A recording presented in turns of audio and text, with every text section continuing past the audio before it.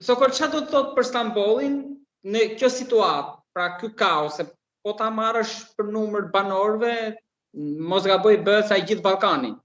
perëndimor. Edhe më shumë. Edhe më shumë. Çfarë do të thotë që edhe më shumë. Gjithë ky kaos për Erdoganin, ku do dalë? Ai ka dridhur themelet? Në fakt, ai ka dridhur themelet, sepse me sa e njohun politikën turke, por me sa e njohun edhe politikën dhe reagimet e Erdoganit, sidomos të 13 vitet e funit që në Gezi Parku në vitet e sotme, Erdogani të vetmen gjë që e ullë në tavolinë për diplomaci apo për të biseduar është vetëm forca e sovranit, vetëm populli. Dhe nëse e shohim politikat e Erdoganit, për gjithë ato kaos, ndërhyrje për puçe ushtarake, ndërhyrje për të gjithë ato, Erdogani ja ka mbërritur të imposhtë të gjitha për me forcën e popullit, sepse me të vërtetë ka pas popullin pranë. Edhe tek ajo është vetëm gjë që Erdogani respekton jashtë masës, domethënë nëse populli, nëse sovrani turk vendos për te, është pas tij, domethënë ai nuk ka ligj as maliq që e ndalon. Kurse me sa duk kjo për punën e kryetarit të Bashkisë së Stambollit, në fakt duket se sovrani turk sikur e ka tralltuar Erdoganin, dhe nëse kthehemi 4-5 më parë, Dilber, është që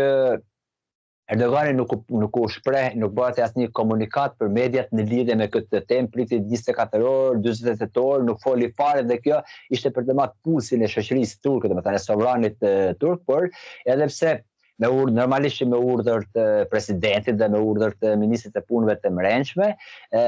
në çdo qytet, domethënë çdo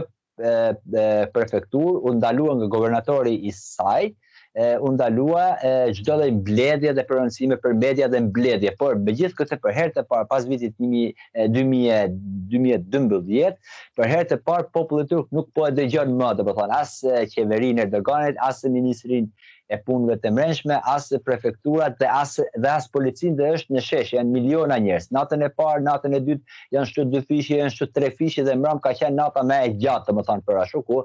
është përtarur keq, por kemi pasur policë të plagosur dhe kemi pasur edhe protestues të plagosur, sipas prononcimeve zyrtare të ministrit të punëve të brendshme Ariel Likaja, 323 vet janë arrestuar natën e kaluar për shkak se kanë dënuar policinë, dhe kemi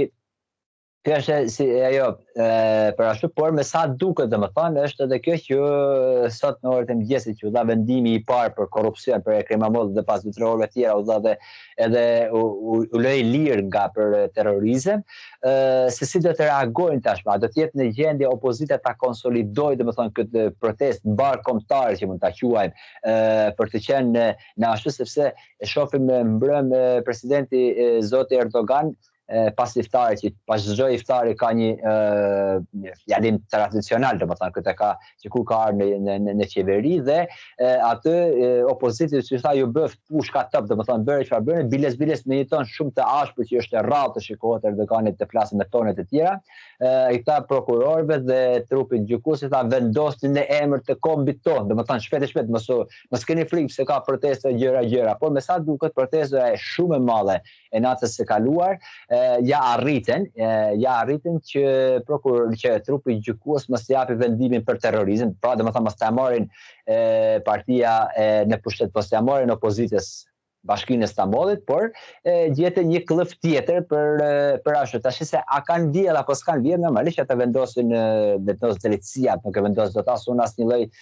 gazetare për protesta.